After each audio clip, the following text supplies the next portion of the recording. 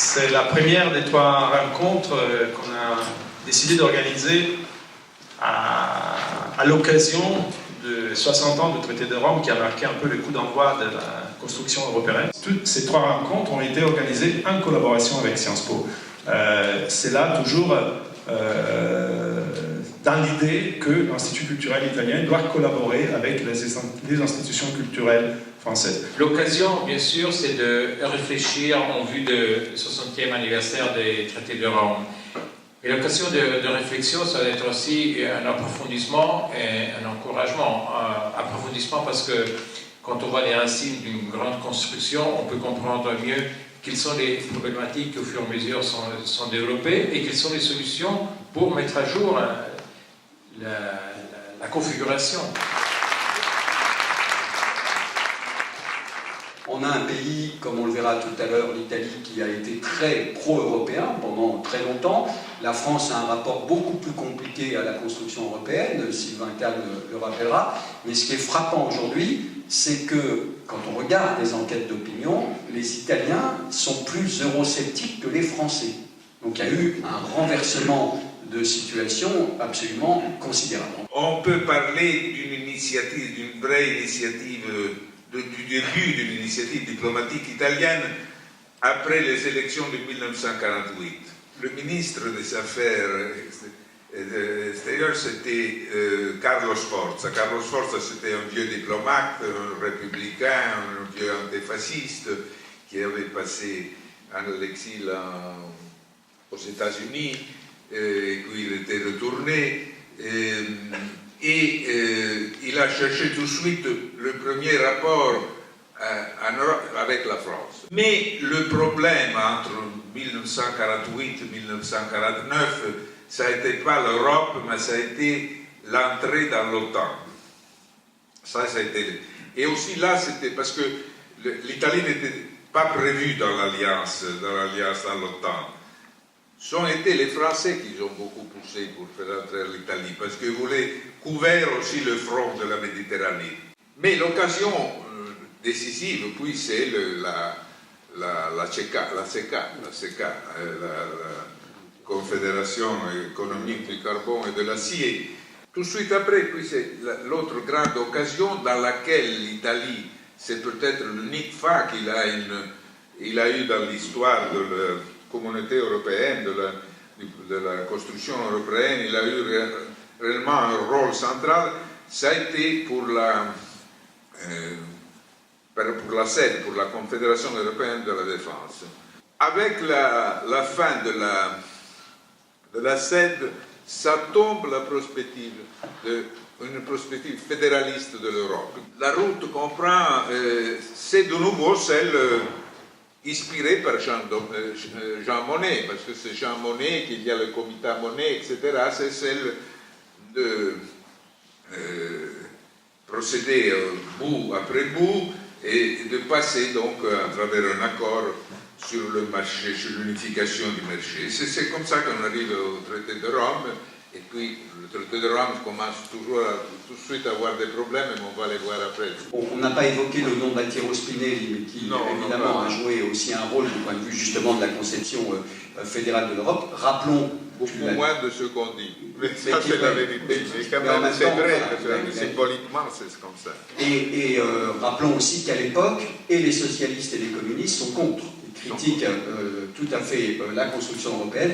Je le dis parce que très souvent, ensuite, la gauche italienne, en particulier, s'est présentée comme l'un des plus grands acteurs et défenseurs de l'Europe. Là aussi, il y a eu un changement important. Plus tard, absolument 70, 80, d'abord les socialistes, puis les communistes italiens. La position de la France, me semble-t-il, montre, comme on a pu le voir avec la position de l'Italie, ce qu'il y a dans la construction européenne à la fois de structurel et de contingent. Ce qu'il y a de structurel, d'une certaine mesure, c'est commun à l'ensemble des États-nations et des nations européennes au sortir de la Seconde Guerre mondiale, c'est que, comme a pu le dire François Furet, il y a un discrédit inouï du nationalisme. Alors, qu'est-ce qui fait maintenant que la France considère qu'il est effectivement une bonne idée d'unir les Européens dans la forme par laquelle a prise, qui a été rappelée tout à l'heure, à la fois rapidement, mais avec maestria. Pour la petite histoire, mais aujourd'hui ça prend beaucoup de sel, les dirigeants français, disons des années 46, 47, 48, 49, n'envisagent pas du tout de faire un couple franco-allemand. Les dirigeants français de la deuxième moitié des années 40 n'avaient en tête qu'une chose, c'était de faire une Europe dans le cadre d'un axe franco-britannique. Voilà. Bon. Comme nous le savons tous, c'est quelque chose qui n'intéressait pas les dirigeants du Royaume-Uni. Il se trouve que par ailleurs, les Américains, notamment parce que ça a été rappelé, la guerre froide se développe, se cristallise à partir de 1947, pressent les Britanniques, mais également les Français et les Italiens, et les Bénéluxiens, de bien vouloir faire quelque chose, parce qu'ils sont convaincus que face au danger de l'impérialisme et surtout de la séduction soviétique, si les Européens ne sont pas capables de faire en sorte qu'il y ait relèvement et prospérité, et donc union économique entre eux, eh bien, le communisme deviendra de plus en plus séduisant. C'est fort, on va dire, de cette amicale pression que les Français, et en particulier les démocrates chrétiens qui sont, pour des raisons qui ont été rappelées par ailleurs, très pro-européens, très convaincus de la nécessité de trouver un dispositif permettant de donner corps à cette, disons, à cette alliance qui serait nouvelle entre les Européens. Donc, Robert Schuman demande à Jean Monnet, qui dirige à ce moment-là le commissariat général au Pôle, de bien vouloir lui faire part de quelques idées. Et c'est ainsi que naît effectivement la fameuse déclaration Schuman, par laquelle, le 9 mai 1950, la France propose préférentiellement à l'Allemagne, dirigée par Konrad Adenauer, qui est également démocrate chrétien, mais aussi aux autres gouvernements, aux autres démocraties libérales de l'Europe occidentale, d'imaginer une union portant sur deux secteurs bien particuliers, le charbon et l'acier. Adenauer réagit en mettant tout de suite les choses sur le plan quasiment de la philosophie politique, en indiquant qu'en effet, il est très important que maintenant les Européens s'unissent entre eux, et que c'est d'autant plus important pour l'Allemagne qu'il s'agit d'ancrer l'Allemagne, de la faire sortir de ce qu'on appelait alors le Sonderweg, c'est-à-dire cette espèce de voie particulière dont beaucoup d'intellectuels allemands ont pu penser qu'elle menait le peuple allemand, dans le cadre de son unité, vers un certain nombre de catastrophes en série, et que par conséquent, Adenauer pensait que c'était donner un garde-fou au peuple allemand que de l'ancrer dans une fédération européenne, alors que si vous relisez ou si vous réécoutez, puisqu'il existe des enregistrements audio, le discours de Schuman du 9 mai 50, vous voyez que celui-ci est très pragmatique. Bon, il dit bien entendu, il s'agit de faire la paix, mais pour faire la paix, il faut qu'on invente des dispositifs qui vont faire en sorte que on sera empêché d'avoir envie et de pouvoir se faire la guerre. Et là, on voit tout de suite comment la France, effectivement, n'est pas porteuse, si j'ose dire, d'un point de vue de philosophie politique de l'idée européenne, mais qu'elle l'est d'un point de vue beaucoup plus diplomatique, en cherchant des bonnes raisons très pratiques de le faire. Très peu de temps après l'adoption du traité sur la CECA, avant même que celle-ci ne rentre en œuvre, comme il y a la guerre de Corée, c'est-à-dire que la Corée du Nord attaque la Corée du Sud par surprise, les Américains tout d'un coup ont très très peur que la RDA puisse attaquer la RFA, donc font pression sur leurs alliés européens, et donc les Français à nouveau, cherchant à éviter une remilitarisation, comme on disait, ou une militarisation de l'Allemagne de l'Ouest, imaginent une espèce de CECA militaire. Et donc les communistes français et les gaullistes français s'emparent de ce projet pour dire, vous voyez, on vous l'avait bien dit, disent-ils aux électeurs français, on vous l'avait bien dit, il s'agit bien avec cette construction européenne de noyer, de dissoudre la souveraineté régalienne, ce qui fait donc le cœur de tout État et de l'État français, son armée. C'est d'autant plus important à l'époque que, ne l'oublions pas, c'est une grosse différence avec l'Italie, la France est engagée dans des guerres coloniales. Elle ne veut pas renoncer à son empire, la guerre d'Indochine bat son plein, avec beaucoup de difficultés. À peine la guerre d'Indochine sera-t-elle terminée en 1954 par la défaite de Dien Bien Phu que commencera la guerre d'Algérie. Et donc, ça, c'est quelque chose de très important, et des historiens français ont mis à jour que l'une des raisons pour lesquelles le MRP le fameux mouvement démocrate chrétien, pourtant très allant sur la construction européenne, a pu à un moment donné, dans ce jour sombre de 1954, dont il était question tout à l'heure, lâcher le projet de CED avec la bénédiction de ce grand homme qui était alors le président du Conseil, Pierre Mendès France, dont on a pourtant dit qui fait partie de la méthodologie gauche, mais qui finalement n'a pas été très européen, puisqu'il a même voté, je crois, il n'a pas ratifié en tous les cas le traité de Rome quelques années plus tard. Eh bien, le MRP, à un moment donné, a cru bon, parce qu'il croyait à la guerre coloniale et qu'il voulait soutenir l'armée, et que l'armée française disait on ne peut pas être à la fois les premiers, on ne pourra pas être les leaders de la CED, et en même temps mener les guerres coloniales que vous nous demandez de mener. Donc vous voyez, il y a des spécificités très françaises qui font que la France finalement lâche la CED. Contrairement à ce que le roman national français nous raconte, avec moult violons, guitares et roulements de tambour, la fameuse relance de Messine, qui, comme son nom l'indique, ne doit rien à la France, la relance de Messine qui va mener, à partir de 1955, de réunion de ministres en réunion de ministres, avec un fameux comité de diplomates plus ingénieux et plus intelligents que les uns que les autres.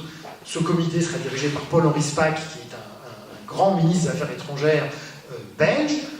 Une relance qui est initiée par le gouvernement italien de l'époque, et la France, décrédibilisée et un peu paralysée par ce rejet de la CED, finalement est à l'arrière de la main.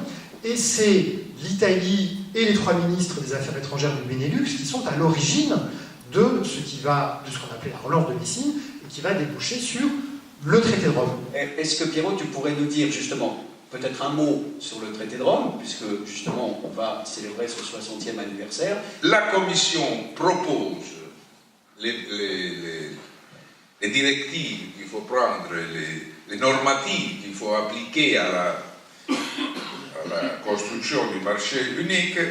Le Conseil prend la décision et confirme.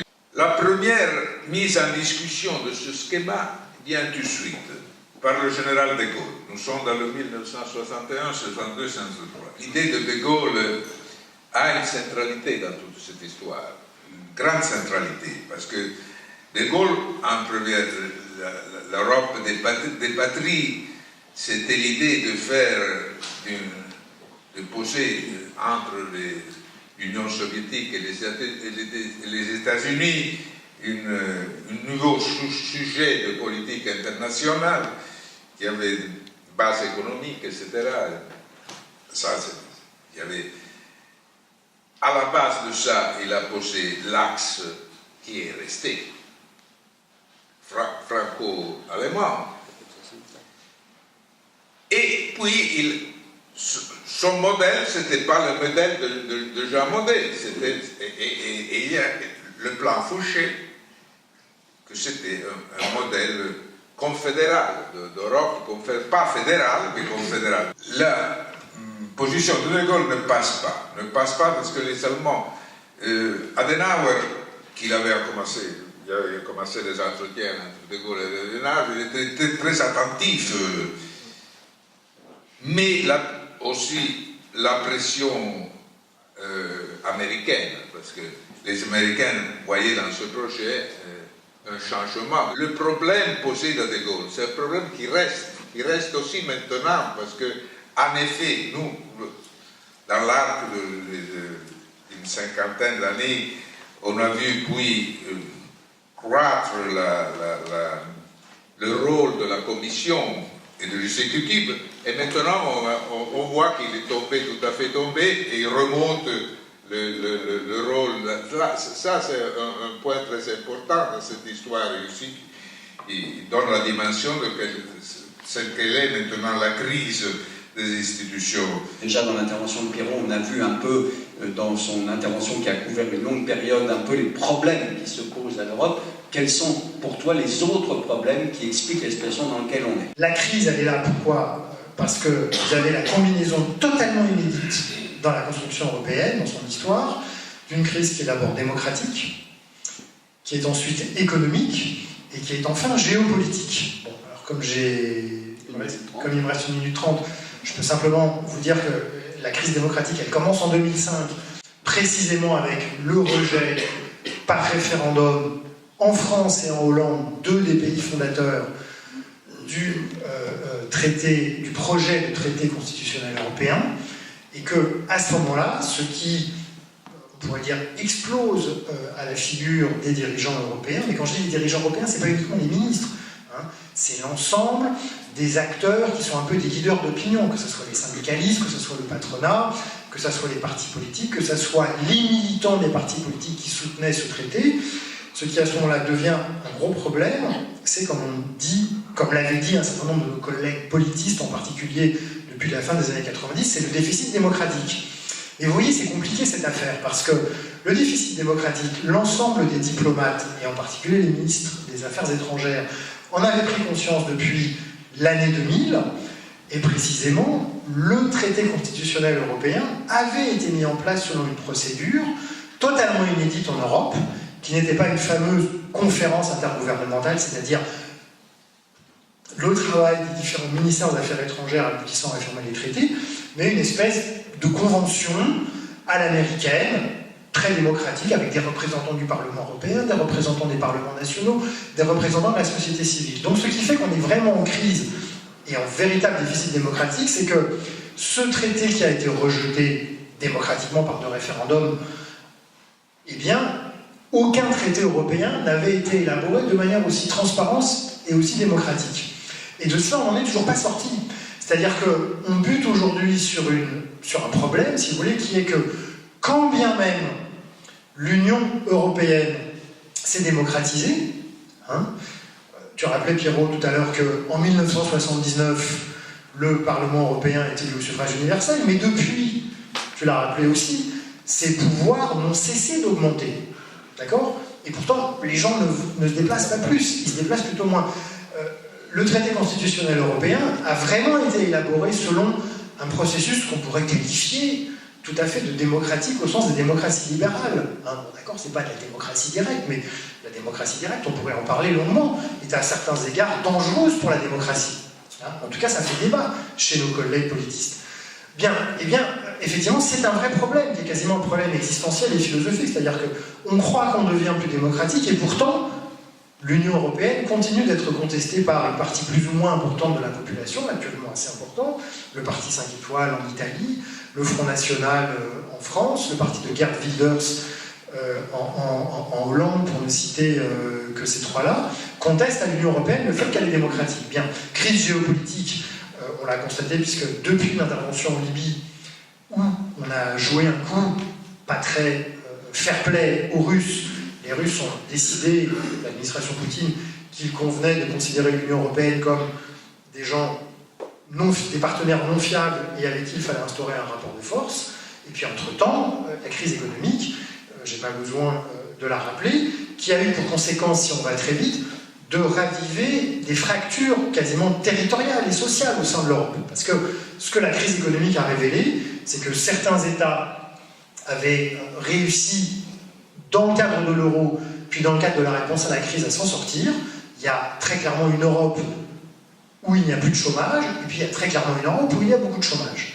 Et donc la combinaison de ces triples crises, et puis je ne parle même pas du Brexit, mais qui à mon avis n'est pas un problème, disons, qui est un problème plus ennuyeux que grave, éventuellement on en parlera, puis on n'avait pas prévu l'arrivée de Donald Trump, fait que on attend toujours ce qui pourra faire relance. Merci beaucoup à Piero Craveri et à Sylvain Kahn. Merci donc à Fabio d'avoir engagé ce cycle. Et je vous rappelle que la prochaine rencontre, c'est le mardi 28 février, toujours à 19h, à l'Institut culturel italien. Je vous donne rendez-vous en tout cas pour cet événement, le 28 février.